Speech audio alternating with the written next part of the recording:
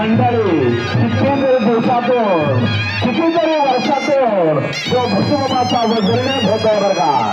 तरी वय सांभाळणे घरची पुजारी सर्वांनी भक्तिबाबाच्या वजरण्यासाठी छोटी मोठी मदत करा, मदत करा, मदत करा. त्याने सगळं भक्तिबाबाचा आपल्या घरा सुख शांती लावं.